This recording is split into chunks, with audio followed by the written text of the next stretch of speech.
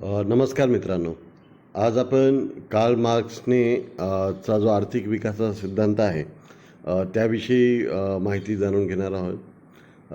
Carl मार्क्सबद्दलची जेव्हा आपण माहिती बघतो तर त्यावेळेस आपल्याला असं लक्षात येतं की मानवाच्या इतिहासात जे काही थोर विचारवंत होऊन गेलेले आहेत की ज्यामध्ये सॉक्रेटिस असेल किंवा ॲरिस्टॉटल असेल, प्लेटो असेल किंवा भारताबद्दल बोलायचं झालं तर चाणक्यासारख्या व्यक्ती असेल, तर त्याच मांदियाळीमध्ये त्याच रांगेमध्ये जे नाव अलीकडच्या काळात म्हणजे मागच्या 100-200 वर्षात ज्या व्यक्तीचं नाव फार आदराने घेतलं जातं, ज्यांनी संपूर्ण विचार मंच जो आहे तो ढवळून काढला होता आपल्या विचारांनी, अशा व्यक्तींमध्ये आपल्याला कार्ल मार्क्सचं नाव घ्यावं लागतं. चला तर मग जाणून घेऊयात कार्ल मार्क्सनी आर्थिक विकासाबद्दल आपला काय सिद्धांत मांडला आहे. तर कार्ल मार्क्स हे जे होते तर त्यांचा जन्म 1818मध्ये जर्मनीमध्ये झाला होता आणि त्यावेळेस खरं तरी तो जर्मनी हा देश नव्हता. त्यावेळेस प्रशिया नावाचा तो देश होता आणि त्या काळामध्ये हा जन्म झाला. ते मूळ ज्यू वंशाचे असले तरी त्याने नंतर ख्रिश्चॅनिटीचा स्वीकार केला होता आणि 1883मध्ये त्यांचा मृत्यू झाला. कार्ल मार्क्सबद्दल सांगायचं तर कार्ल मार्क्स हा एवढ्या वेगवेगळ्या क्षेत्रात त्यांनी काम करून ठेवलेलं आहे की ते एक फिलॉसॉफर होते, ते एक अर्थतज्ज्ञ होते, ते एक हिस्टॉरियन होते, ते एक राजकीय विचारवंत होते, ते समाजवादी होते, ते मोठे पत्रकार होते आणि ते एक क्रांतिकारी समाजवादी होते.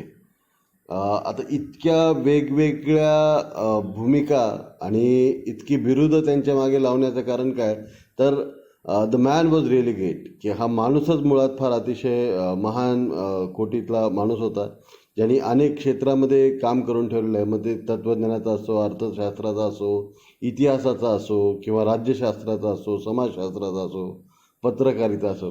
तर त्यामुळे तुम्ही जेव्हा ह्या सगळे विषय शिकता तेव्हा कुठं ना कुठं तरी तुम्हाला कार्ल मार्क्स भेटतोच. तर अशा एका मोठ्या माणसाच्या विचाराविषयी आपल्याला जाणून घ्यायचं आहे. त्यांना फादर ऑफ सायंटिफिक सोशलिझम असं म्हणलं जाते, म्हणजे शास्त्रीय समाजवादाचे जनक असं त्यांना दुसरं नाव दिलं जातं. की समाजवादाची जी संकल्पना होती तर ती कार्ल मार्क्सच्या आधी होती की सर्वत्र समानता असली पाहिजे या प्रकारे. मात्र ती समानता कशी असावी, पूर्ण मानवी इतिहासाचं अवलोकन त्यांनी केलं.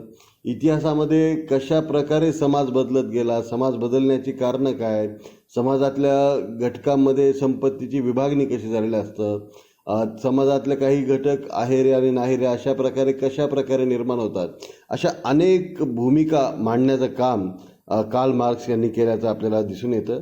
आणि कार्ल मार्क्स यांना मार्क्स द प्रोफेट असं म्हणलं जातं. प्रोफेट म्हणजे काय, प्रेषित. देवानी ज्या ज्या लोकांना पृथ्वीवर पाठवलेलं आहे आणि ज्यांनी समाजाला दिशादर्शनाचं काम केलेलं आहे अशा लोकांना प्रॉफेट असं किंवा प्रेषित असं म्हणलं जातं. ईश्वराची कृपा ज्यांना प्राप्त झालेली आहे आणि मग ते ईश्वराची जी इच्छा आहे तर ती लोकांना सांगतात, अशा व्यक्तींना प्रॉफेट म्हणतात. याच्या अंतर्गत जर जीसस क्राइस्ट असेल तर त्यांनाही प्रॉफेट म्हणलं जातं. मोहम्मद पैगंबर असतील तर त्यांना सुद्धा प्रॉफेट किंवा प्रेषित असं म्हटलं जातं. तर त्या येशू ख्रिस्ताचा किंवा मोहम्मद पैगंबराचा जितका मोठा त्यांना मानणारा एक वर्ग, एक धर्म आहे, तर त्याच प्रकारचा जो धर्म आहे तर तो हा कार्ल मार्क्सचा समाजवाद सुद्धा आहे असं म्हटलं जातं. जसं आता तुम्ही जर विचाराल एखाद्या ख्रिश्चनाला किंवा एखाद्या मुस्लिम बांधवाला तर तो तुम्हाला सांगेल की जे मुस्लिम नाही आहेत तर अशा लोक हे पापी लोक असल्यासारखे आहेत, म्हणजे त्यांचा मार्ग चुकीचा आहे, त्या प्रकाराने ते त्यांना भेटणार नाही. आणि मग ते त्यांना जर योग्य मार्ग हवा असेल तर मग त्यांनी त्यांच्या धर्माचा स्वीकार केला पाहिजे असं सांगितलं जातं.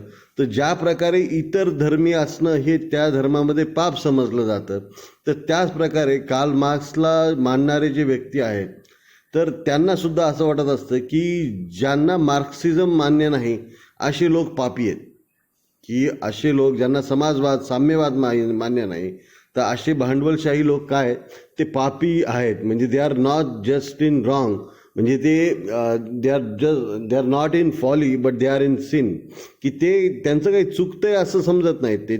त्यांना असं वाटतं की हे लोक काहीतरी पापी प्रवृत्तीचे लोक आहेत. जे मार्क्सिझम हाच एकमेव विचार असू शकतो, साम्यवाद हाच विचार असू शकतो, आणि तुम्ही जर साम्यवादी नसाल तर तुम्ही अतिशय पापी प्रवृत्तीचे लोक आहात, आणि असं असेल तर तुम्हाला जगण्याचा अधिकार नाही. इथपर्यंत हा जो रेव्होल्युशनरी सोशलिस्ट आहे. मग जर आपण रशियासारख्या देशात गेलो, चीनसारख्या देशात गेलो, आणि आपण सांगितलं की आम्ही साम्यवाद मानत नाही, तुम्ही जर मुक्तपणे काही बोलायला लागला, तर अशा वेळेस अशा व्यक्तींना ज्या शिक्षा मिळतात त्या इतक्या कठोर असतात की अगदी त्यांचा जीवही त्या शिक्षांमध्ये जातो. म्हणजे मार्क्सवाद हा वेगवेगळ्या ह्याच्यामध्ये मांडता येतो आपल्याला, की त्याची इंटेन्सिटी वेगवेगळी असू शकते. मात्र मार्क्सवाद ही एक प्रभावी विचारधारा आहे, एवढं आपल्याला मान्य करावं लागतो. जर नंबर ऑफ फॉलोअर्स आपण बघितले की कार्ल मार्क्सला मानणारे व्यक्ती किती आहेत, तर त्या हिशोबाने कार्ल मार्क्सची जी काही तुलना आहे तर ती येशू ख्रिस्ताशी किंवा मोहम्मद पैगंबराशी करावी लागेल. इतके कोट्यावधी लोक कार्ल मार्क्सच्या विचाराचे समर्थक आहेत, आणि हा विचार त्यांनी मांडलेला आहे. आता कार्ल मार्क्सचा जो थिअरी ऑफ इकॉनॉमिक डेव्हलपमेंट आहे, तर त्याविषयी आज आपल्याला माहिती जाणून घ्यायची आहे. So let us begin with the Marxian theory of economic development. Marxian theory of economic development is the gravest and the most penetrating examination of the process of capitalist development. So the sentence means that the Karl Marx has analyzed the development of capitalism during the course of human history in so details that you will not find any other person or any other thinker so who has thought that deeply or that gravely about the process of capitalist development.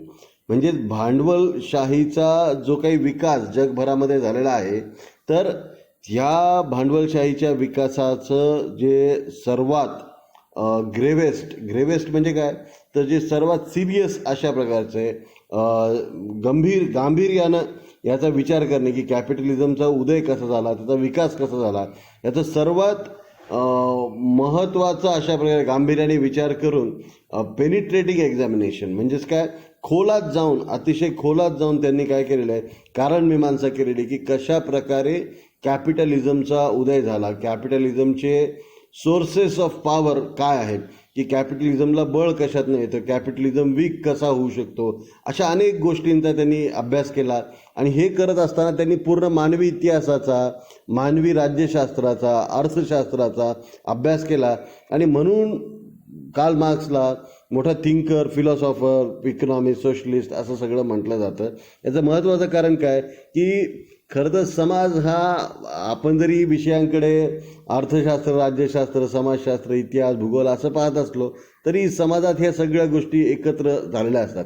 मध्ये chemistry, फिजिक्सपासून असू द्या तर ते space टेक्नॉलॉजीपर्यंत, इतिहास भूगोलापासून ते कवितांपर्यंत सगळं काही काय सरमिसळ झालेलं असतं. समाज हा डायनॅमिक असतो, म्हणजे समाज काय असतो, गतिमान असतो, त्यात अनेक गोष्टींचं मिश्रण झालेलं असतं आणि ते सातत्यानं सुरू असतं. अनेक प्रवाह सातत्याने सुरू असतात. या प्रवाहांना एक ब्रॉडर आउटसेट देण्याचं काम हे कार्ल मार्क्सने केल्याचं आपल्याला दिसून येतं. आता कार्ल मार्क्सच्या ही जो आर्थिक विकासाचा सिद्धांत आहे त्यात त्याची दोन प्रमुख गृहीतक आहेत. आता ही गृहीतकं काय आहेत, की या ह्याच्यामध्ये की समाजामध्ये दोन प्रमुख वर्ग असतात. आता कुठले वर्ग आहेत हे, तर पहिल्या वर्गाला तो म्हणतो बुर्गॉइसी आणि दुसऱ्याला म्हणतो प्रोलेटरियाट. तर प्रोलेटरियाट आणि बुर्गॉइसी म्हणजेच काय, एक आहेरे असणारा वर्ग आहे आणि एक नाहेरे असणारा वर्ग आहे. आणि या दोन वर्गांमध्ये जो वर्ग संघर्ष असतो, जो क्रायसिस असतो, त्यांच्यामध्ये कॉन्फ्लिक्ट असतो, त्याला क्लास कॉन्फ्लिक्ट असं तो म्हणतो, की वर्ग संघर्ष, आहेरे असणारा वर्ग आणि नाहिरे असणारा वर्ग, तो कोणता वर्ग आहे ते आपल्याला पुढे बघायचं आहे. त्यानंतर wages of the workers are determined at subsistence level of living. खरं तर मार्क्सच्या विचारामध्ये आपल्याला असं दिसेल की कार्ल मार्क्सच्या मते श्रमिक हाच काय, श्रमिकामुळेच काय होतं, सरप्लस व्हॅल्यू तयार होते.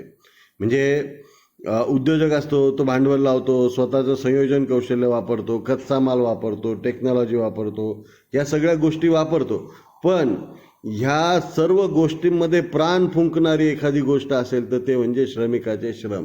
या श्रमिकाचे श्रमामुळं श्रमिक काय करतो की त्याला पगार समजा 100 रुपये मिळणार असेल, मात्र तो काम 500 रुपयाचं करतो आणि हे वरचे जे 400 रुपये आहेत ह्याच्यामुळं काय होतं, एक सरप्लस व्हॅल्यू तयार होते. ही जी सरप्लस व्हॅल्यू असते हे भांडवलदाराचं, हे त्या मालकाचं उत्पन्न असतं, हा त्याचा नफा असतो. आणि असा नफा सातत्यानं काय होत जातो, सरप्लस व्हॅल्यू संचित होत राहते आणि या संचित मूल्यामधून भांडवलाचा जन्म होतो. ह्या भांडवलामुळंच मग अनेक गोष्टी ज्या घडतात ज्या आपल्याला कार्ल मार्क्सच्या सिद्धांतात पुढे बघायच्या. तर भांडवलामुळं काय होतं की आणखीन नफा मिळावा यासाठी मग मालक काय करतो, ही रिप्लेसेस लेबर बाय मशीन्स, की थोडंसं आणखीन भांडवली गुंतवणूक करतो, आणखीन मशीन आणतो, आणखीन पैसे वाचवायत म्हणून लेबर कमी करतो आणि मशीन वाढवतो. असं करता करता ह्या वर्गामध्ये म्हणजे कामगारांचं शोषण सारखं सुरू होत राहतं. आणि कामगाराला दिला जाणारा जो पगार आहे जो 100 रुपये, तर तो काय असतो, सबसिस्टन्स वेज असतो. सबसिस्टन्स वेज याचा अर्थ काय असतो, तो निर्वाह वेतन असतं. तर ते वेतन हे त्या कामगाराचं पूर्ण पोषण करू शकेल अशा प्रकारचं वेतन नसतं. तर it is just subsistence veg. म्हणजेच काय, तर ते निर्वाह वेतन असतं. ते फक्त निर्वाह व्हावा यासाठी ते वेतन दिलेलं असतं. त्यानंतर labour is the main source of value generation. मी मगाशी सांगितलं तुम्हाला की कार्ल मार्क्सच्या सिद्धांतात जो प्रमुख गृहीतक आहे की कार्ल मार्क्सच्या मते बाकीच्या सगळ्या गोष्टी आहेत आणि श्रमिक जर नसतील तर कुठल्याही प्रकारचं मूल्य तयार होणार नाही, व्हॅल्यू तयार होणार नाही.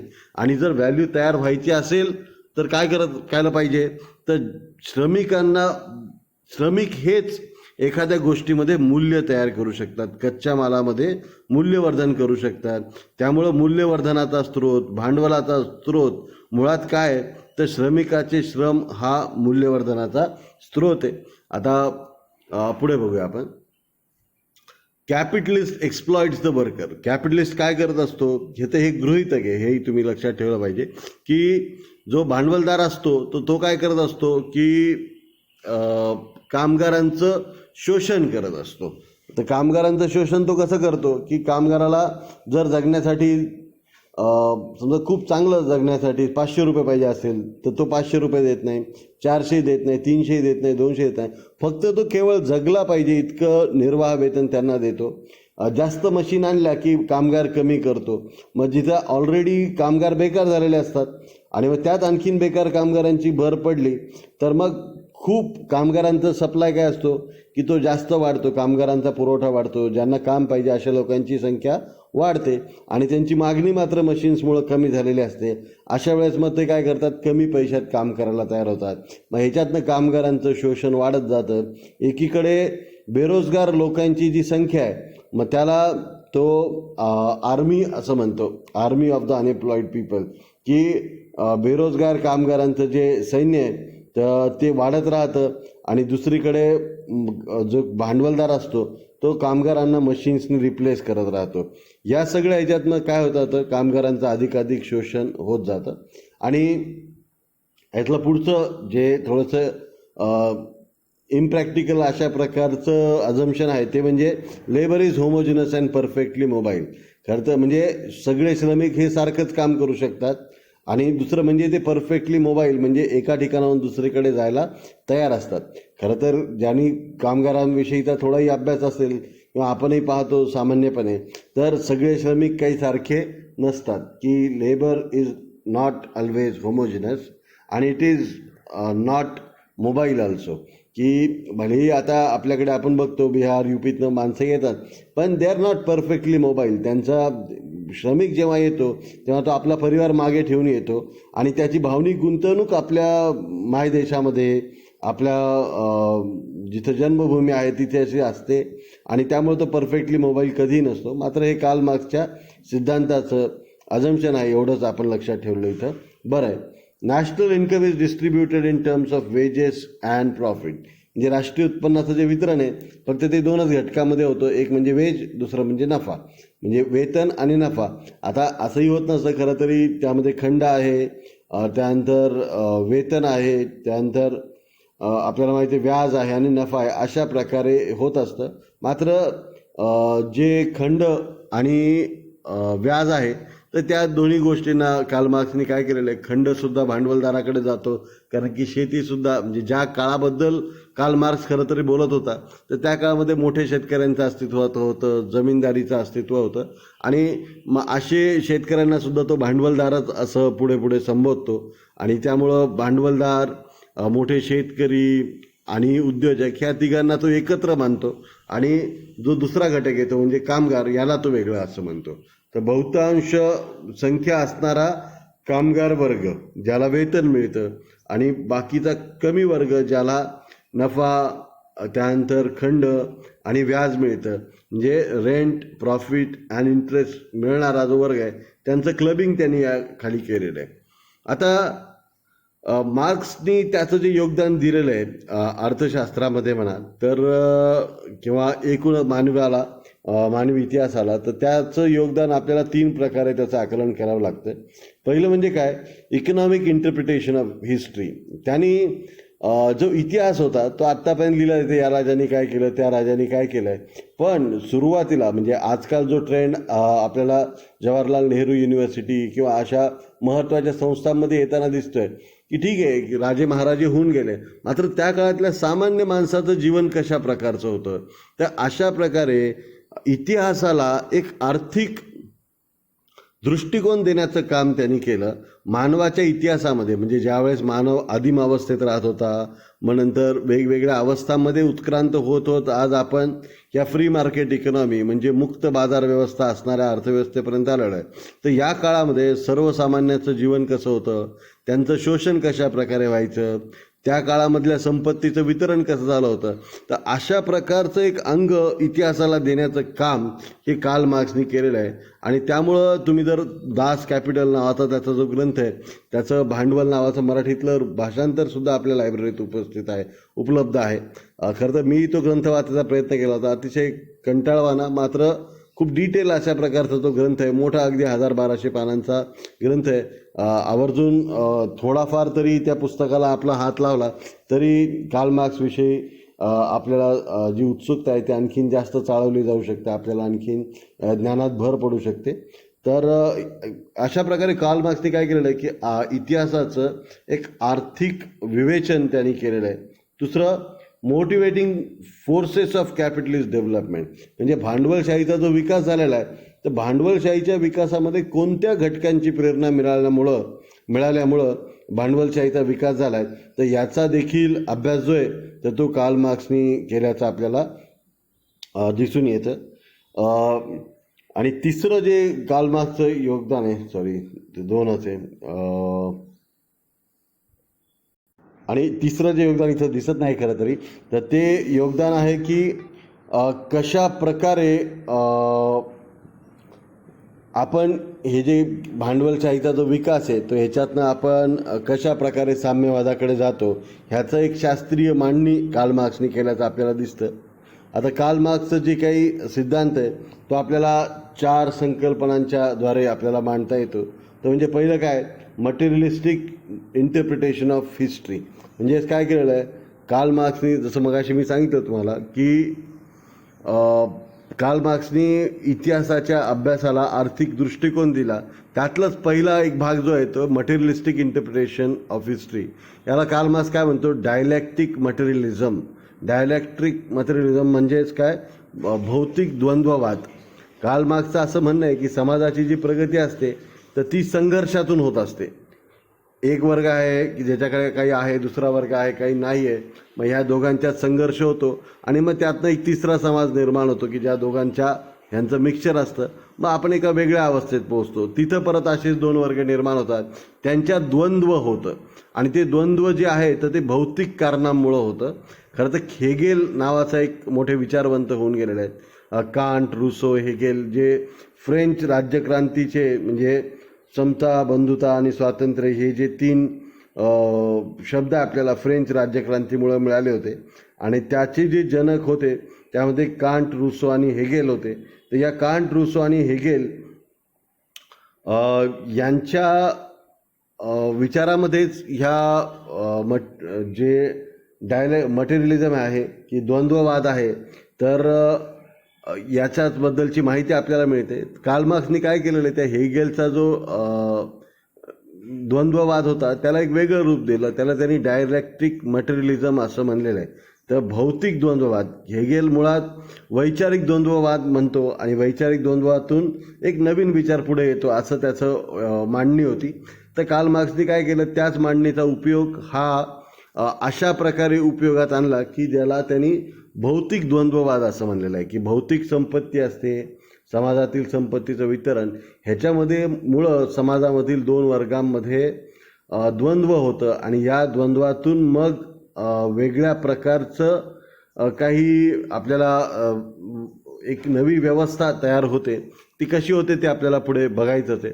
त्यानंतर आता थोडक्यात सांगतो की मोड ऑफ प्रोडक्शन म्हणजेच काय, उत्पादनाची पद्धत आणि रिलेशन ऑफ प्रोडक्शन, तर हे दोन घटकांमध्ये बदल झाला की समाज बदलतो, की अवस्था बदलते असं कार्ल मार्क्सला म्हणायचं आहे. दुसरं म्हणजे काय की सरप्लस व्हॅल्यू, की कार्ल मार्क्सच्या सिद्धांताचं दुसरं महत्त्वाचं गोष्ट काय, सरप्लस व्हॅल्यू. मी मगाशी सांगितलं की एकूण जे उत्पादन असतं, एखादी वस्तू तयार होते त्यात काय असतं, काही फिक्स कॅपिटल असतं, काही व्हेरिएबल कॅपिटल असतं आणि काही जे त्या श्रमिकाचे श्रम असतात. तर अशा प्रकारे आणि ह्याच्यातून मग जी वस्तूची किंमत तयार होते म्हणजे खर्च तयार होतो त्या वस्तूचा, त्याच्यापेक्षा त्या वस्तूची किंमत अधिक असते आणि ही अधिकची किंमत म्हणजेच काय असते, सरप्लस व्हॅल्यू असते. म्हणजेच काय, एखादी वस्तू तयार करायसाठी समजा 10 रुपये लागले, मात्र वस्तूची किंमत काय 20 रुपये. आता ह्या 10 रुपये खर्चामध्ये श्रमिकाचा जो निर्वाह वेतन आहे ते पण आलं, कच्च्या वस्तूंचा खर्च आला किंवा जे काही फिक्स कॅपिटल आहे त्याचाही खर्च आला, मात्र वस्तूची किंमत किती आहे 20. मग अशा वेळेस 10 रुपये खर्च काढून हे जे 10 रुपये एक्स्ट्रा मिळालेले आहेत, तर हे 10 रुपये म्हणजे काय होतात की हे एक्स्ट्रा मिळालेले 10 रुपये म्हणजेच काय, सरप्लस व्हॅल्यू. नफा म्हणजेच काय, थोडक्यात सरप्लस व्हॅल्यू आहे. आणि मग अशी सरप्लस व्हॅल्यू काय होत जाते, it gets accumulated into the hands of capitalist. आणि मग हे जे भांडवलदार असतात त्यांच्या हातामध्ये अशा प्रकारे भांडवलाचा संचय होत जातो. हा संचय जितका जास्त होत जातो तर तितक्या मोठ्या प्रमाणात भांडवलदार शक्तिमान होतात. भांडवलदार शक्तिमान होतात म्हणजेच काय होतं की ते त्या पैशाचा उपयोग मशीन्स घेण्यासाठी करतात, श्रमिकांचं शोषण करण्यासाठी करतात. मग ज्या गोष्टींमुळं श्रमिकांना निर्वाह वेतनाच्या परिस्थितीत ठेवलं जाऊ शकतं, तर उदाहरणार्थ समजा धार्मिक कार्यक्रम करणे, राज्यव्यवस्थेला इन्फ्लुएन्स करणे, प्रभावित करणे, ह्याच्यासाठी ते भांडवलाचा वापर करायला लागतात. लोकांना सांगायचं की बाबा जसं देवाने ठेवलं तसंच राहिलं पाहिजे, आपण गरिबीत असणं हा देवाचा तुमच्या पूर्वीच्या जन्माची कर्माची फळं आहेत. तर असं सगळं सांगणारा जो धर्म आहे आणि तुम्ही असं वागलं पाहिजे, बँकांनी भांडवलदारांना कर्ज दिली पाहिजे, गरिबांना कर्ज दिली नाही पाहिजे, असं फसवणारी, गरिबांवर अत्याचार करण्यास भांडवलदारांना सहाय्य करणारी राज्यव्यवस्था, ह्या सगळ्या गोष्टींचा कार्ल मार्क्स विरोध करतो. त्यामुळं कार्ल मार्क्सनी काय केलेलं आहे, धर्माला अफूची गोळी म्हणलेलं आहे. तर त्याला काय म्हणतो, ओपियम म्हणजे अफूचं त्यांनी उपमा दिलेली आहे की अफू जेव्हा कोणी लोक गांजा पितात, अफूचं सेवन करतात, तेव्हा ते अशा तंद्रीत असतात की त्यांना काय आजूबाजूला चाललेलं आहे याचं काही कळत नाही. ते स्वतःच्या विश्वात रममान होऊन जातात, काय कुठं पडलोय, काय जसं दारू पिऊन लोक पडलेले असतात तशा अवस्थेत असतात. तर अशाच प्रकारे धर्म काय करतो की धर्म देखील लोकांना त्यांचं ज्या आयुष्यामध्ये जे काही वाईट घटना घडत आहेत तर त्याची एक धार्मिक मीमांसा देतो, ज्याच्यामुळे लोक प्रयत्नवादी बनत नाहीत, परिवर्तनवादी बनत नाहीत, असं कार्ल मार्क्सचं म्हणणं आहे.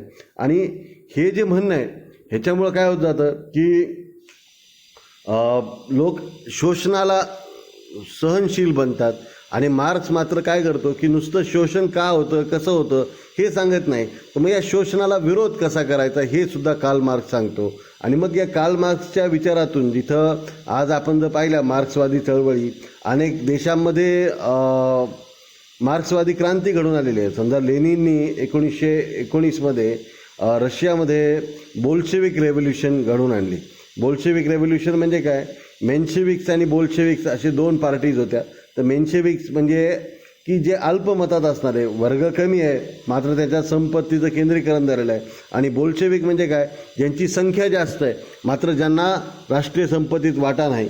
तर मग बोल्शेविक रेव्होल्युशन लेनिनने घडून आणली आणि त्यानंतर 1919मध्ये रशियामध्ये किंवा जगामध्ये पहिलं साम्यवादी सरकार जे आहे तर ते बनवण्याचं कार्य जर कोणी केलं असेल तर ते कार्य करणारा पहिला व्यक्ती होता लेनिन. आता हा जो लेनिन होता तर तो ज्याचा विचार मानायचा तो व्यक्ती म्हणजे कार्ल मार्क्स. तर कार्ल मार्क्सच्या विचारावर आधारित ती कम्युनिस्ट राज्यक्रांती रशियामध्ये घडून आली आणि रशिया हा जगातला पहिला कम्युनिस्ट राष्ट्र बनला. मग त्यानंतर क्युबा असेल, चीन असेल, नॉर्थ कोरिया असेल, अनेक राष्ट्र ही साम्यवादी बनल्याचं आपल्याला दिसून येईल. आणि जगात एक वेळ होती की संपूर्ण जगाचं जे काही वर्गीकरण आहे तर तेच साम्यवाद मानणारे आणि भांडवलशाही मानणारे अशा दोन वर्गात झालं होतं. आणि एकीकडे भांडवलवाद विरोध साम्यवाद, भांडवलदारांचं जे नेतृत्व ते अमेरिकेकडे आणि साम्यवाद्यांचं नेतृत्व रशियाकडे. आणि मग या दोन पोल्समध्ये सगळ्या जगाचं वर्गीकरण करण्यात आलं होतं. आणि मग अशा प्रकारचं हे जे वर्गीकरण होतं ते नंतरच्या काळामध्ये त्यामध्ये भांडवलशाही सरस ठरली. काही ज्या दोष होते साम्यवादामध्ये तर त्यामुळं साम्यवादी राष्ट्र फारशी प्रगती करू शकले नाही. मात्र अलीकडे चीनचं उदाहरण पाहिलं तर चीनची साम्यवादी अर्थव्यवस्था आहे आणि परत एकदा साम्यवाद पुढे येऊ लागलं आहे की काय अशा प्रकारची अवस्था निर्माण झालेली आहे. आणि मार्क्सच्या विचारांना एक आणखीन नवीन आयाम प्राप्त झालेला आहे. आता त्यानंतर हे जे भांडवलशाही अशा प्रकारे संचयित होते, भांडवल संचयित होतं, या भांडवलाच्या संचयातनं काय होतं की श्रमिकांचं आणखीन शोषण करण्यासाठी राज्यव्यवस्थेचा, धर्मव्यवस्थेचा वापर व्हायला लागतो. आणि मग हे असं होत असताना कामगारांचं शोषण होत राहतं. मग हळूहळू कामगार जो बेरोजगार झालेला असतो तो कामगार संघटित व्हायला लागतो. मग त्यांनी कशा प्रकारे संघटित व्हावं, कशा प्रकारे आंदोलनं करावी, कशा प्रकारे राज्यव्यवस्था उलथून पाडावी आणि डिक्टेटरशिप ऑफ द प्रोलेटरियाट म्हणजेच काय, कामगारांची हुकुमशाही. मगाशी आपण पाहिलं की दोन वर्ग असतात समाजामध्ये, बुर्गॉइसी म्हणजे काय, आहेरे, सर्व काही असणारे वर्ग, आणि प्रोलेटरियाट म्हणजे कामगार वर्ग की ज्याच्याकडे काही नाही अशा प्रकारचा जो वर्ग आहे तर तो वर्ग म्हणजे प्रोलेटरियाट. तर कार्ल मार्क्स काय म्हणतो की जेव्हा नफा वाढविण्यासाठी, अधिक भांडवल संचय करण्यासाठी भांडवलदार काय करतात की जास्तीत जास्त मशीन्स आणतात आणि मशीन्सनी काय करतात, कामगारांना रिप्लेस करतात. मात्र भांडवलदारांना हे कळत नाही, हे लक्षात येत नाही की जे काही त्यांच्याकडे भांडवल झालेलं आहे तर इट इज डेड लेबर, की श्रमिकांनी भरपूर काम करून त्याला ते सरप्लस व्हॅल्यू मिळवून दिलेली आहे. जी काही आधिक्य मूल्य तयार होतं त्याचा एकमेव सोर्स कार्ल मार्क्स हा मजुरांना मानतो. आणि जेव्हा मजूर हे रिप्लेस केले जातात मशीन्सनी त्यावेळेस कामगार बाहेर पडत राहतात, मग ते संघटित होत राहतात. आणि मग या संघटनामधनं एकीकडे कामगारांची संघटित सेना आणि दुसरीकडे अल्प मतात असणारा किंवा अल्पसंख्येत असणारा जो काही बुर्गॉइसी क्लास आहे की ज्याच्याकडे आहेर असा वर्ग आहे, मग ते सामंत असतील, भांडवलदार असतील, तर अशा दोन टोकांमध्ये समाजाचं डिव्हिजन होऊन बसतं. आणि त्यामध्ये एक वेळ अशी येते की कामगार वर्ग जर कार्ल मार्क्सच्या विचारांच्या आधारे एकत्रित आला तर मग ते काय करू शकतात, भांडवलशाहीचं उच्चाटन करू शकतात. मात्र केवळ भांडवलशाहीचं उच्चाटन करण्यापर्यंतचा मार्ग सांगणे इथपर्यंत कार्ल मार्क्सचं कर्तृत्व मर्यादित नाही आहे. तर कार्ल मार्क्सने त्याच्याही पुढे जाऊन सांगितलेलं की जेव्हा कामगार वर्गाची हुकुमशाही येईल तर तो देश कसा असेल, त्या देशामधल्या शोषणाची परिस्थिती कशी असेल, कशा प्रकारे कामगारांचं, शेतकरी वर्गाचं, सर्वच लोकांचं शोषण कमी होईल आणि कशा प्रकारे व्यवस्था चालवली जावी याच्याबद्दलचा एक आदर्श विचार कार्ल मार्क्सच्या विचारामध्ये आपल्याला आढळतो. ह्या कार्ल मार्क्सचे जे विचार आहेत तर ते दोन प्रामुख्यानं आपल्याला समजून घ्यावे लागतात. ते म्हणजे पहिलं म्हणजे कार्ल मार्क्सचा दास कॅपिटल नावाचा ग्रंथ आहे, त्याला इंग्लिशमध्ये दास कॅपिटल हे जर्मनमध्ये लिहिलेलं आहे, त्यांनी प्रामुख्याने जर्मन भाषेत लिहिलेलं आहे. आणि मग त्याचंच रूपांतर द कॅपिटल असं केलं आहे. दास म्हणजे दास कॅपिटल म्हणजे द कॅपिटल, आणि मराठीत त्याचं रूपांतर भांडवल असं केलेलं आहे. आणि ज्याच्यामध्ये कम्युनिस्टांचा जाहीरनामा नावाचा एक वेगळा ग्रंथ त्यांनी लिहिला, एक छोटा आहे तो, कम्युनिस्ट मॅनिफेस्टो. तर तो एंजेल्स नावाचा जो त्याचा मित्र होता, की ज्याच्या उल्लेखाविना खरं तरी कार्ल मार्क्सचा उल्लेख करणं अपूर्ण राहील अशा प्रकारचा त्याचा जीवश्च कंठस्थ मित्र, ज्याने त्या कार्ल मार्क्सचं स्वतःचं आयुष्य अतिशय हालाखीच्या अवस्थेत गेलं. कार्ल मार्क्सचे विचार जे होते तर ते अतिशय प्रखर विचाराचा तो व्यक्ती होता, आणि तो आपले विचार कधी दाबून ठेवायचा नाही. त्यामुळं त्यांनी जेव्हा पत्रकारितेतून आपले विचार जर्मनीमध्ये मांडायला सुरुवात केली सुरुवातीला, तर त्यामधून त्याला जर्मनीमधनं निष्कासित करण्यात आलं, पळून जावं लागलं तिथून. आणि मग पळून आल्यानंतर त्याला इंग्लंडमध्ये आश्रय मिळाला एंजेल्समुळं. त्याच्यावर अनेक हलाखीची परिस्थिती आली इंग्लंडमध्ये आल्यावर सुद्धा. मग तो एका इंग्लंडमधल्या लायब्ररियन म्हणून त्यांनी काही काळ काम केलं. त्या काळात सुद्धा त्याची कौटुंबिक परिस्थिती अतिशय गरिबीची, दारिद्र्याची होती. या काळात त्याचा मित्र जो एंजेल्स होता तर तो त्याला, त्याचं नावच त्याचं एंजेल म्हणजे देवदूत. तर अशा प्रकारे एंजेल हा खरोखरच कार्ल मार्क्सच्या आयुष्यातला देवदूतच होता असं म्हटलं तर वावगं ठरणार नाही. आणि मग या एंजेल्सच्या मदतीने कार्ल मार्क्सने आपले विचार प्रसारित केले. आणि ते जे विचार आहेत तर ते विचार म्हणजेच काय तर कम्युनिस्ट मॅनिफेस्टो म्हणजे साम्यवादाचा जाहीरनामा, की इथून पुढे जगात साम्यवाद येणार आहे, आणि साम्यवाद आल्यानंतर लोकांना काय मिळणार आहे, आपण कामगार वर्गाने का संघटित झालं पाहिजे, कशा प्रकारे ही व्यवस्था उलथून लावली पाहिजे, ह्याची पुरेपूर विचारमीमांसा या दोन ग्रंथात केलेली आहे. असं म्हटलं जातं की जगात ज्या दोन मित्रांनी, ज्या दोन व्यक्तींनी आपल्या एकमेकांच्यामध्ये पत्राद्वारे जो संवाद साधलेला आहे त्यातला सर्वात मोठा जो संवाद जो आज उपलब्ध आहे तर तो कार्ल मार्क्स आणि एंजेल्स यांच्यामधला तो संवाद आहे. आणि तो अनेक खंडांच्या रूपाने प्रकाशित झालेला आहे, आणि त्यामध्ये या दोघांच्या विचाराचं जास्त महत्त्व आपल्याला लक्षात येतं. आता कार्ल मार्क्सने काय केलेलं आहे की जे आपण मगाशी पाहिलं त्याच्या ज्या 4 महत्त्वाच्या कन्सेप्ट होत्या त्यातनं आपण पुढे जाऊया. की materialistic interpretation of history. Karl Marx म्हणतो की all historical events are the result of continuous economic struggle between different groups and classes in society. की कार्ल मार्क्स असं म्हणतो की इतिहासातील सर्वच घटना, ज्या काही ऐतिहासिक घटना आहेत तर त्या समाजामध्ये जी काही आर्थिक संघर्ष होता, की आहे रे आणि नाही रे अशा वर्गामधला आणि गटांमधला जो संघर्ष होता तर त्याचाच तो परिणाम आहे. आणि संपूर्ण जगामध्ये सातत्यानं हा आर्थिक संघर्ष सुरू असतो, आणि हा संघर्ष म्हणजेच इतिहास आहे असं तो म्हणतो. आता या संघर्षाचं काय आहे, what is the main cause of the struggle for according to the Karl Marx, conflict between the mode of production and relation of production.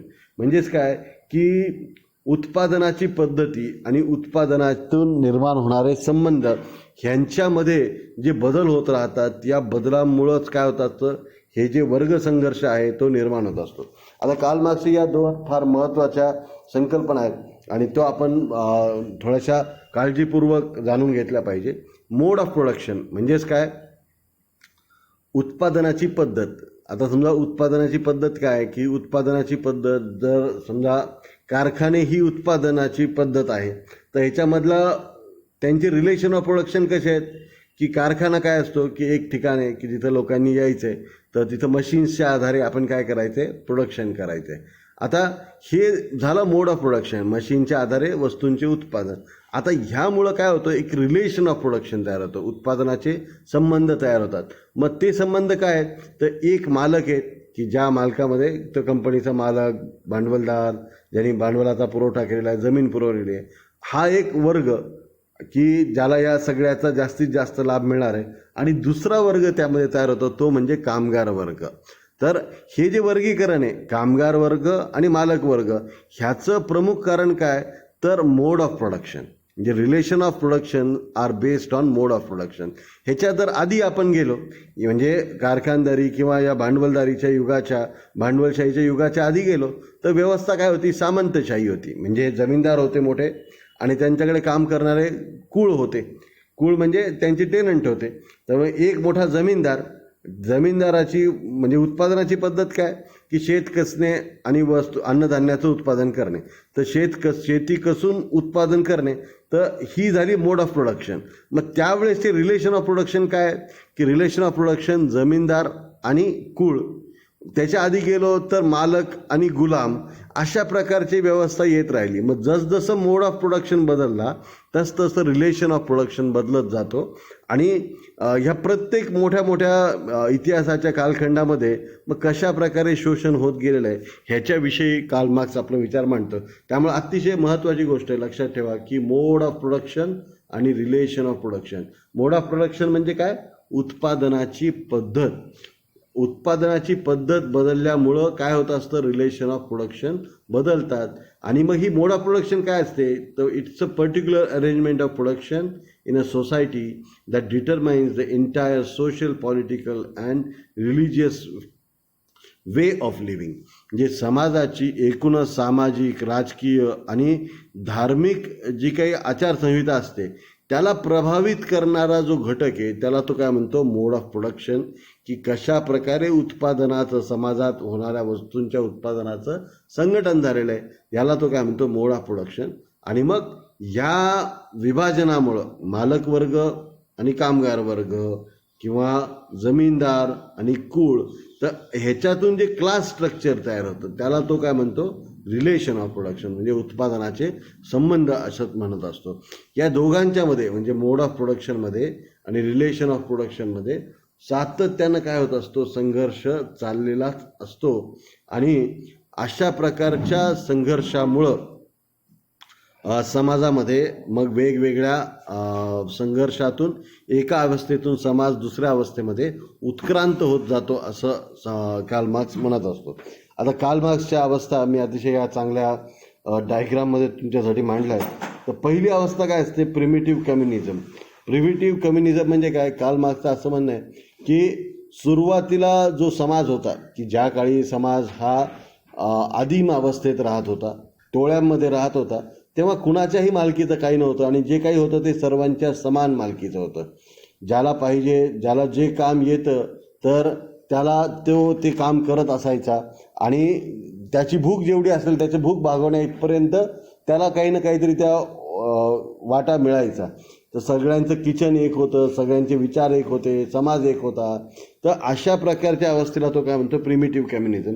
ते आपल्याला पुढे आणखीन डिटेलमध्ये बघायचं आहे. त्यानंतर एक अवस्था आली की एक ग्रुप, मग जमिनीची मालकी निर्माण झाली, थोडेसे शेतीमुळे लोक स्थिरावले आणि मग या स्थिरावण्यातनं काय झालं की मग जेते आणि जीत अशा प्रकारचे वर्ग निर्माण झाले की ज्यांनी जमिनी जिंकल्या की दुसऱ्या ग्रुपला हरवलं, दुसऱ्या टोळीला हरवलं, मग ते काय करायचे, ज्या टोळीला हरवलं त्या लोकांना गुलाम करायचे. मग अशा वेळेस गुलामगिरीची अवस्था, एक व्यवस्था निर्माण झाली. मग इथं परत मोड ऑफ प्रोडक्शन बदललं की आधी काय करत होते, सगळे काम करत होते आणि सगळे खात होते. आता गुलामांनी काम करायचं आणि मालकांनी खायचं. तर अशा प्रकारची एक अवस्था निर्माण झाली. मग आणखीन मग या गुलामांनी संघर्ष केला आणि मग त्यांनी सांगितलं की आम्हाला आमची जमीन पाहिजे, आम्हाला आमची काही अधिकार पाहिजे. मग ह्याच्यातनं परत एक अवस्था उत्क्रांत झाली. मग ती अवस्था काय होती, सामंतशाहीची अवस्था होती. तिला आपण मराठीत म्हणतो सामंतशाही, इंग्लिशमध्ये त्याला म्हणतात फ्युडलिझम. फ्युडलिझम हा काय प्रकार असतो, तर फ्युडलिझममध्ये जमीनदार मोठा असतो आणि मग तो जमीनदार काय करतो, कुळांना जमीन कशाला देतो.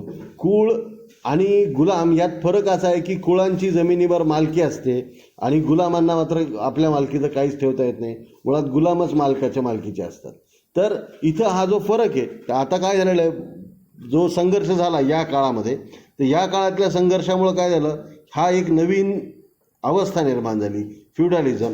फ्युडलिझममध्ये जमीनदार जे मोठमोठ्या गड्यांमध्ये राहायचे, जे मोठमोठ्या वाड्यांमध्ये राहायचे, ज्यांची स्वतःची थोडीफार सेना असायची, त्याच्या आधारे ते कुळांवर आपला नियंत्रण ठेवायचे, त्यांच्याकडनं काम करून घ्यायचे आणि त्या कुळांकडनं जबरन मग कर वसुली करायचे, जेवढी अपेक्षित असेल त्याच्यापेक्षाही जास्त वसुली करायचे, त्यांचं शोषण करायचे.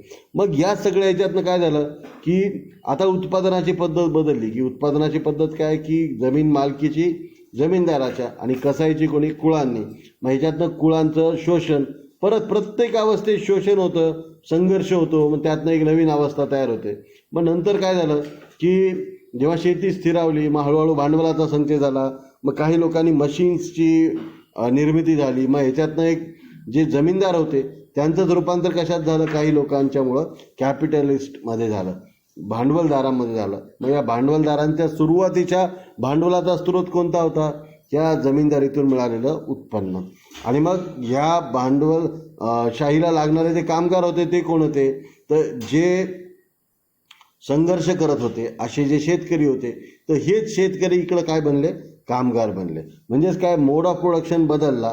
आता मोड ऑफ प्रोडक्शन इकडं जरी कारखानदारी झाला तरी शेती बंद झालेली नाही, म्हणून तो एक वर्ग तिथं आहेच की जिथं शेतीचे मालक आणि शेतीचे मजूर हा एक वर्ग समाजामध्ये आजही आहे.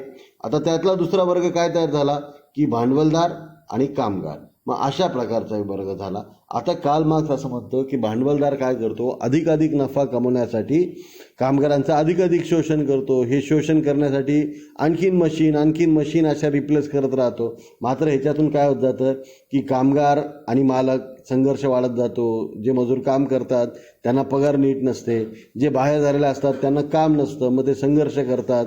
मग त्यांनी एकत्र यावं, संघटित व्हावं, यासाठी कार्ल मार्क्सनी काय केलेलं आहे, कम्युनिस्ट मॅनिफेस्टो, एंजल्स आणि कार्ल मार्क्सनी साम्यवादाचा जाहीरनामा जाहीर केलेला आहे. आणि त्यांनी सांगितलेलं आहे की जेव्हा साम्यवाद येईल तर त्यावेळेस समाजामध्ये शोषण करणारे आणि शोषित असे वर्ग नसेल.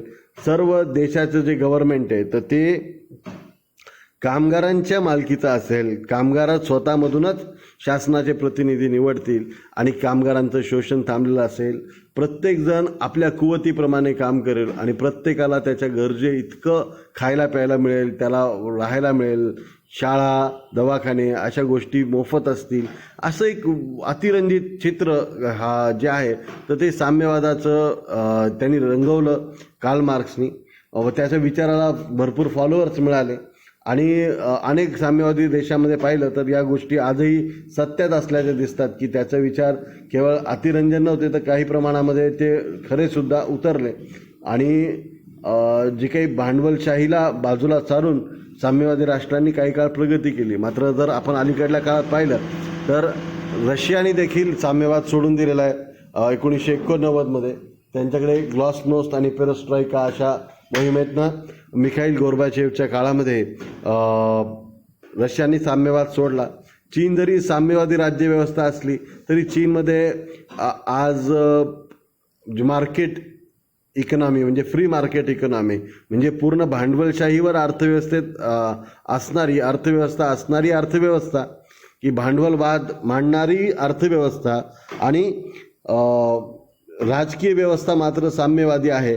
अशा प्रकारचं एक नवीनच क्रॉस ब्रीड हायब्रीड अशा प्रकारची व्यवस्था त्यांनी स्वतः निर्माण केल्याचं आपल्याला दिसून येते. आणि मग या कॅपिटलिझममधनं कशाकडे जाण्याकडे मार्क्स प्रेरणा देतो, तर या कम्युनिझमकडे जाण्यासाठी मार्क्स प्रेरणा देतो. मार्क्सचे विचार, मार्क्स स्वतः जरी हालाकीत जगलेला असला, जिवंत असताना मार्क्सला अनेक यातना सहन कराव्या लागल्या, विशेषतः गरिबीमुळं. बाकी त्याचं शारीरिक शोषण काही झालं नाही, पण गरिबीमुळं त्याचं कुटुंबामध्ये वातावरण जे आहे तर ते मुळात मार्क्स हा कधीही फार पैशांच्या मागे असणारा व्यक्ती नव्हता. मार्क्सचं जीवनचरित्र मी एखाद्या नंतरचे जेव्हा आपण ऑफलाईन वर्ग सुरू होतील त्यावेळेस मला तुम्हाला जरूर सांगायला आवडेल की मार्क्सच्या वैयक्तिक आयुष्यातनं सुद्धा शिकण्यासारखं भरपूर काही आहे. तर त्याची अनेक मुलं देखील इलाज नसल्यामुळं वारली, काही आजारांनी वारली, तर त्यांची नंतर फार वाताहत झाली मुलांची सुद्धा. तर अतिशय वेगळ्या प्रकारचा विचारवंत स्वतःचं आयुष्य कार्ल मार्क्स देऊन गेलेला आहे. मात्र तो गेल्यानंतरही शेकडो लाखो करोडो लोकांना आज मार्क्सचे विचार वाचून झोप येत नाही. आणि अशा विचारवंताचे जे काही योगदान आहे ते आपण अभ्यासत आहोत. आता जी कार्ल मार्क्सनी जे द्वंद्वात्मक इतिहासाचं चित्रण केलेलं आहे, इतिहासाची प्रगती कशी होते त्याबद्दलची आपण माहिती बघतोय. परीक्षेतही यात प्रश्न असू शकतील की सर्वात पहिली अवस्था कोणती, दुसरी तिसरी कोणती, सर्वात शेवटची अवस्था कोणती. त्यामुळे तुम्ही हा भाग जो आहे तो लक्ष देऊन ऐका.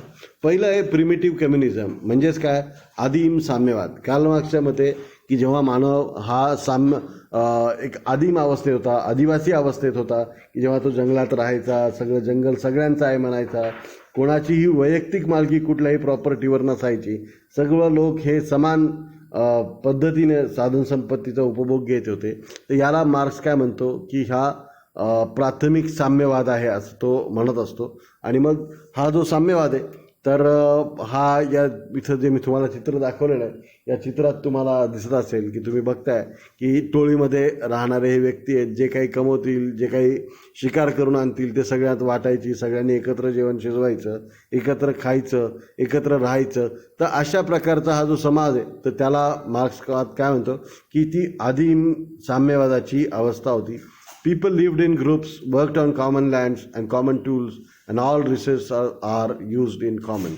की जे लोक होते ते समूहात राहायचे, ते वर्कड ऑन कॉमन लँड्स, सगळी जमीन त्यांच्या सामूहिक मालकीची होते, ते सामूहिक टूल्स वापरायचे, म्हणजे उपकरणं वापरायचे, जे काही हत्यारं भाले असतील ते सगळ्यांच्या मालकीचे असायचे. आणि मग ह्याच्यातनं काय झालं की all resources are used in common, सर्व संपत्ती जी होती तर ती सर्वांची होती. मग साम्यवादात सुद्धा असंच असतं की कोणत्याही व्यक्तीच्या मालकीचं काहीच नसतं, जे काही असेल तर ते देशाच्या, राष्ट्राच्या मालकीचं असतं, त्या सर्व अर्थव्यवस्थेच्या मालकीचं असतं.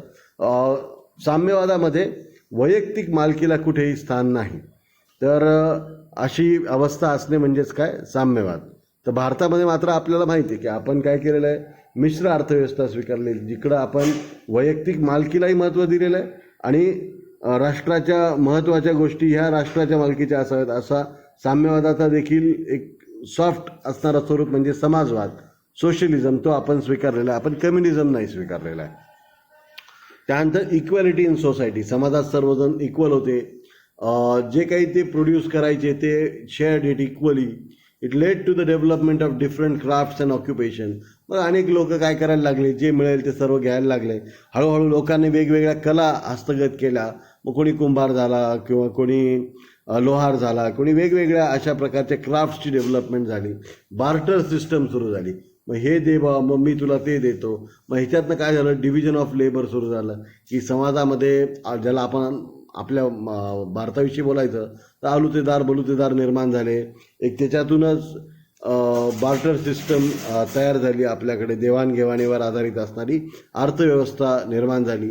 मग जी आधी एक ज्याला आपण म्हणू क्लॅन म्हणजे काय, तर विस्तारित कुटुंब होतं, मग हळूहळू त्याचं रूपांतर कुटुंबात झालं. मग कुटुंबामध्ये प्रायव्हेट प्रॉपर्टी, मग ह्या लोकांना ही गाव, मग या गावातलं मग प्रत्येकाला जमिनी वाटत, मग ह्याच्यातच झालं. मग ह्याच्यातूनच एक नवीन अवस्था निर्माण झाली की ज्या अवस्थेमध्ये संघर्ष सुरू झाला.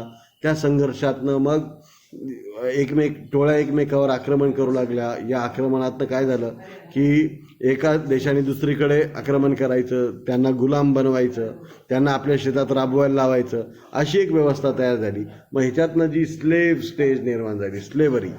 तर ही स्लेव्ह स्टेज म्हणजे काय, गुलामगिरीची अवस्था. Slavery system was prevalent in Africa and in many other countries. Land owners exploited the slaves. जे जमिनीचे मालक होते तर ते काय करायचे की जे गुलाम आहेत त्यांचं शोषण करायचे. Slave worked in the land for their master. मग गुलाम काय करायचे, आपल्या मालकाच्या शेतामध्ये काम करायचे आणि त्यांच्यासाठी सर्व काम करायचे. याच्यातनं लँडलॉर्ड्स एक्वायर्ड मोर वेल्थ, की जे जमीनदार होते त्यांच्याकडे भरपूर संपत्तीचा संचय झाला. आणि मग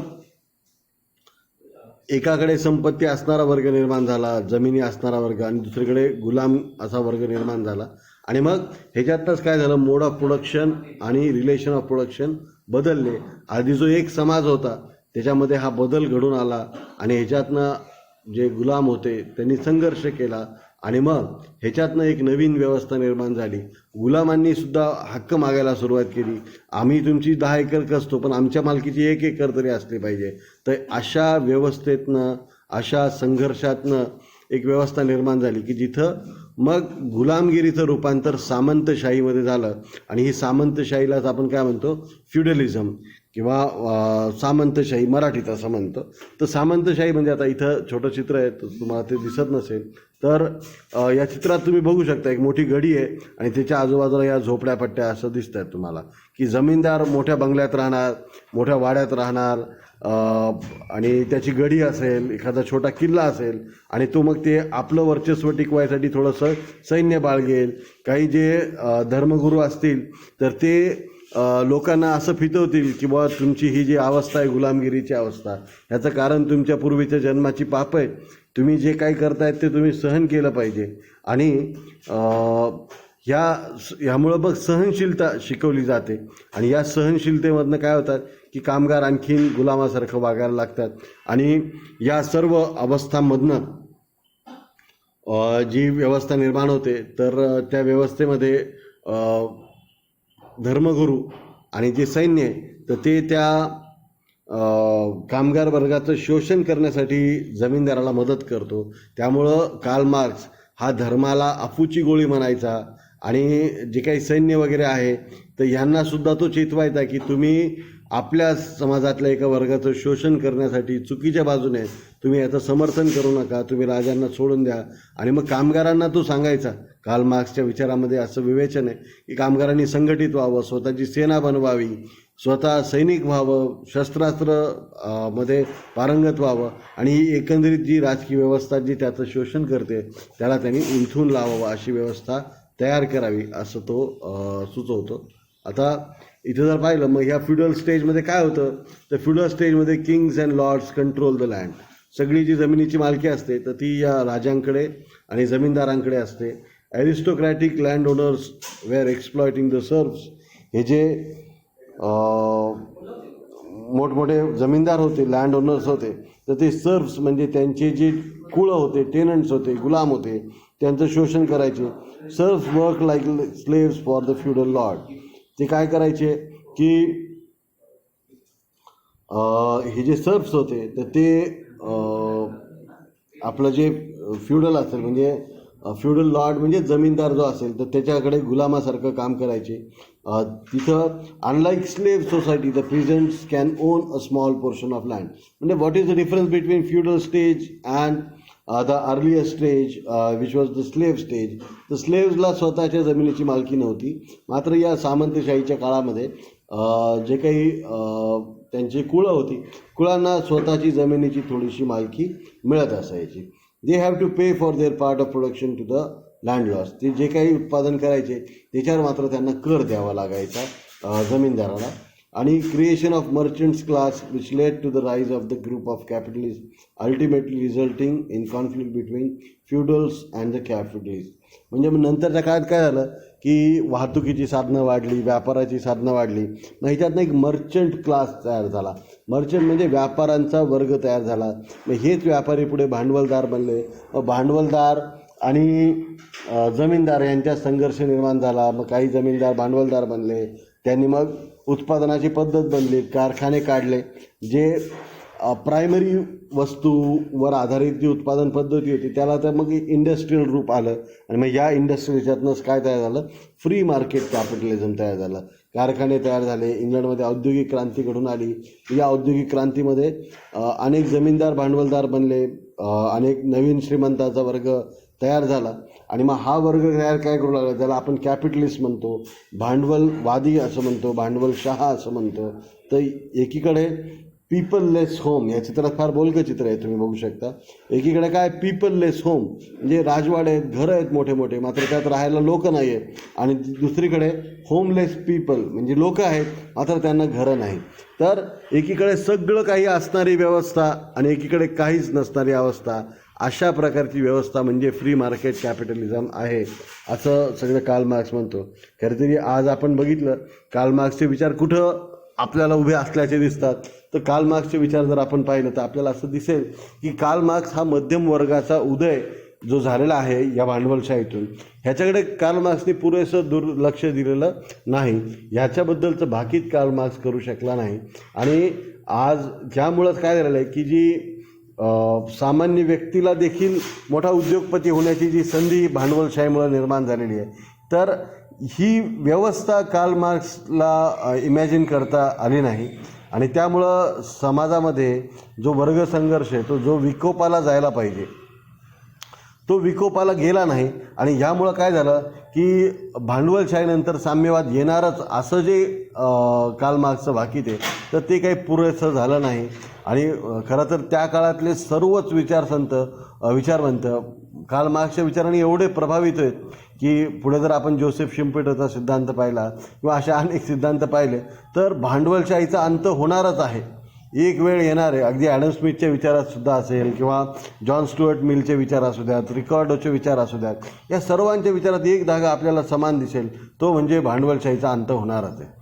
की एक दिवस असा येणार आहे की भांडवलशाही. त्यामुळं कार्ल मार्क्सच्या विचाराची प्रेरणासुद्धा जी आहे तर ती स्मिथचे विचार असतील, रिकार्डोचे विचार असतील, स्टुअर्ट मिलचे विचार असतील, तर या सगळ्यांच्या विचारातसुद्धा अशी एक भावना होती की भांडवलशाहीमुळं जे शोषण होतं तर भांडवलशाही स्वतःला करेक्ट करू शकणार नाही आणि ही व्यवस्था अंततः संपेल, अशा प्रकारचेच विचार सर्व आधीच्या विचारवंतांनी मांडले.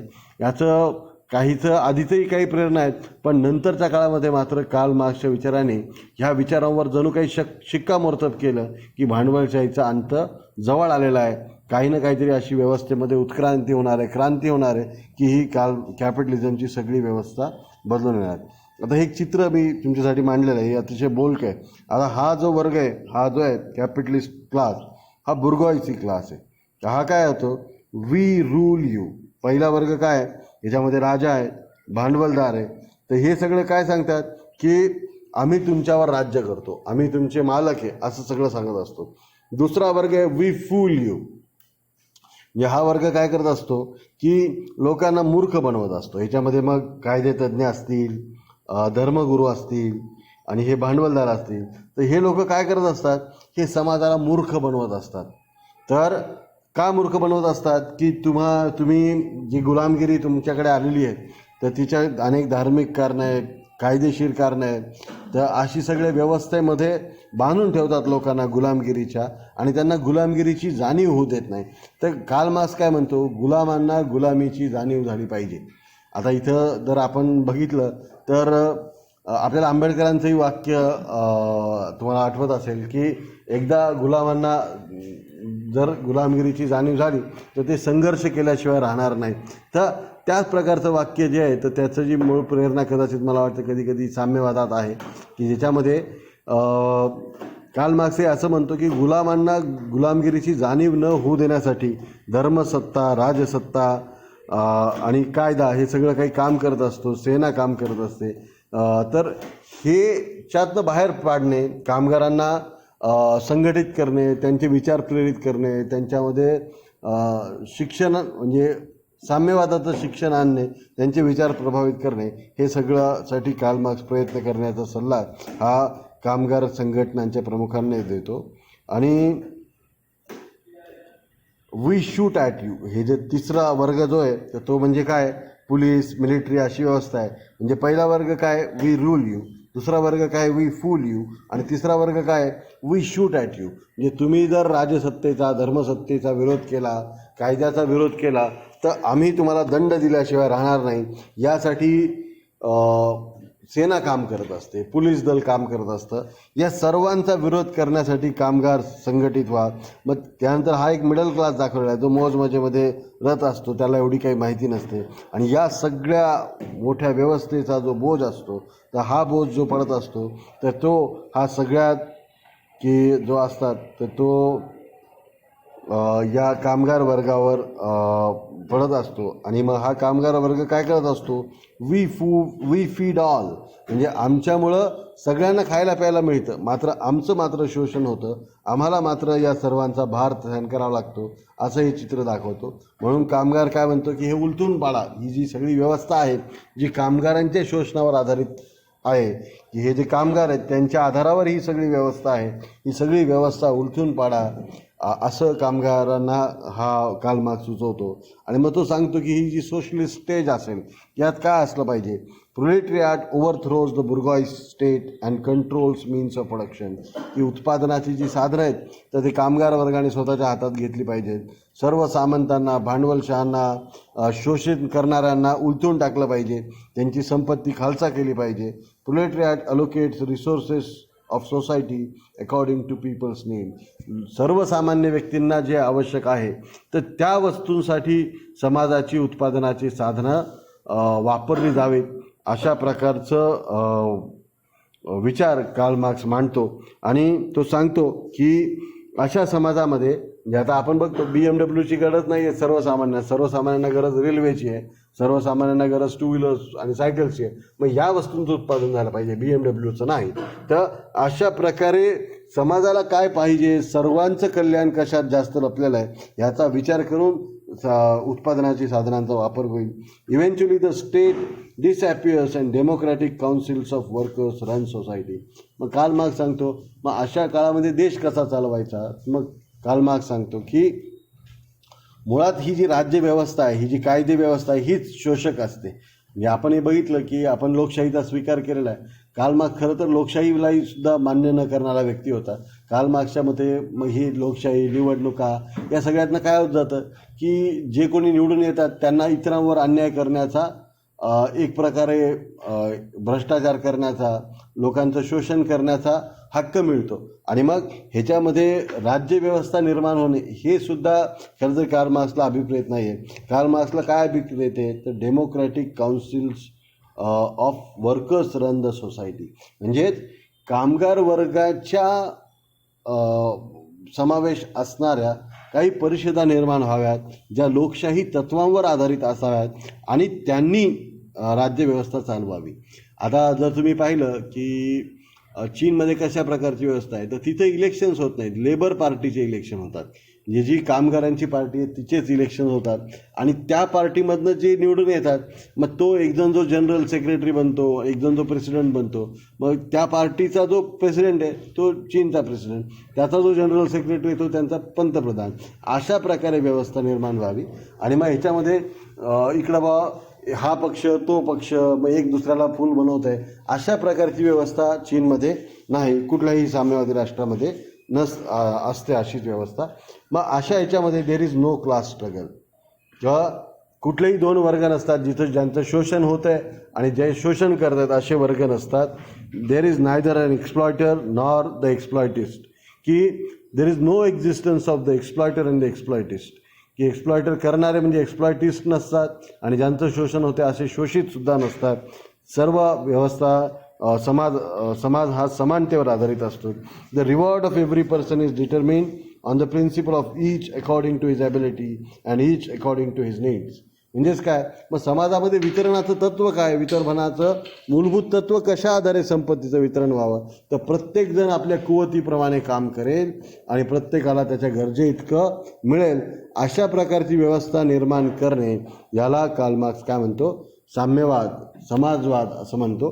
मात्र जर आपण प्रॅक्टिकल आयुष्यात बघायला गेलो तर जर MBBS असणारा डॉक्टरलाही सारखाच पगार म्हणजे आणि रोडवर काम करणाऱ्या व्यक्तीलाही सारखाच पगार मिळू लागला तर MBBS व्हायचा कोणी विचार करणार नाही खरं तरी. तर लोकांच्या ॲबिलिटीज ह्या जास्त चांगल्या पद्धतीने वापरल्या जायच्याऐवजी लोक हे लिथार्जिक बनतील ही एक भीती आहे. आणि ह्या भीतीचा कुठेही उच्चार जो आहे तर तो साम्यवादाच्या किंवा कार्ल मार्क्सच्या विचारामध्ये दिसत नाही. जर सर्वांना काम करून वेगवेगळ्या दर्जाचं काम करून समानच मोबदला मिळायचा असेल तर अशा प्रकारचा मोबदला असणारा व्यवसाय, अशा व्यवस्था, कारण की जर तुम्ही समाजशास्त्र कधी शिकला असाल तर समाज हा स्तरीकरणावर आधारित उभा असतो. जे समाज काय असतो, समाजामध्ये नेहमीच वेगवेगळ्या प्रकारचे स्तर असतात आणि स्तर असतील तरच समाज हा उभा राहू शकतो असं समाजशास्त्रामध्ये शिकवलं जातं. सगळेजण समाज होणे ही एक आदर्श कल्पना म्हणून खूप चांगलं असलं तरी ह्याच्यामुळे काय होईल की लोकांच्या काम करण्याच्या ज्या प्रेरणा आहेत तर त्यांच्यावर परिणाम होईल. जर नापास होणारा सुद्धा पुढे जाणार असेल आणि पहिला येणारा सुद्धा पुढे जाणार असेल आणि दोन्ही नंतर एका सेम अवस्थेला येणार असतील, तर अशा व्यवस्थेमध्ये अभ्यास करण्याची प्रेरणा उरणार नाही. आणि याच प्रकारची प्रेरणा जर आपण अर्थव्यवस्थांना लागू केली तर आपल्याला असं दिसेल, जर खरोखर साम्यवाद आला तर अशा आर्थिक प्रेरणा नसल्यामुळे समाजामध्ये गोंधळाची परिस्थिती जास्त निर्माण होऊ शकेल. पण आपला काही कार्ल मार्क्स एवढा अभ्यास नाही. सध्या आपण जे काही शिकतोय तर ते कार्ल मार्क्सच्या विचारांविषयी शिकतोय. कार्ल मार्क्सच्या विचाराविषयी सांगायचं झालं तर ह्या 5 अवस्था ज्या आहेत तर त्या तुम्ही जरूर लक्षात ठेवल्या पाहिजे. तर त्या 5 अवस्था मी तुम्हाला सांगितल्या होत्या. पहिलं म्हणजे आदिम साम्यवाद, दुसरी अवस्था गुलामगिरीची अवस्था, तिसरी अवस्था सामंतशाहीची अवस्था, चौथी अवस्था भांडवलशाहीची अवस्था आणि 5वी अवस्था ती म्हणजे कम्युनिझम म्हणजे साम्यवादाची अवस्था. तर कार्ल मार्क्सनी कोणत्या गोष्टींचा विरोध केलेला आहे, तर राजसत्तेचा, धर्मसत्तेचा, न्यायसत्तेचा त्यांनी विरोध केलेला आहे. न्यायसत्ता म्हणता येणार नाही, पण एक कायदा व्यवस्था, राजसत्ता आणि धर्मव्यवस्था यांचा विरोध केलेला आहे. तर अशा काही ब्रॉडर सेटिंग्स लक्षात ठेवल्या. त्यामध्ये कार्ल मार्क्सचे जे ग्रंथ आहेत त्यामध्ये प्रामुख्यानं कम्युनिस्ट मॅनिफेस्टो आणि दास कॅपिटल हे लक्षात ठेवणं गरजेचं आहे. त्याच्याच बरोबरीनं एंजेल्स हा जो कार्ल मार्क्सचा मित्र आहे की ज्याच्यामुळं कार्ल मार्क्स त्याच्यासोबत त्यांनी कम्युनिस्ट मॅनिफेस्टो हा ग्रंथ लिहिला, तर त्याचं देखील नाव लक्षात ठेवणं गरजेचं आहे. कार्ल मार्क्सची पुस्तकं दास कॅपिटल आणि कम्युनिस्ट मॅनिफेस्टो ह्याच्यावर आधारित ऑब्जेक्टिव्ह प्रश्न तुम्हाला येऊ शकतील. तर तुम्ही सर्वांनी व्यवस्थित अभ्यास करून परीक्षेची तयारी करावी यासाठी शुभेच्छा.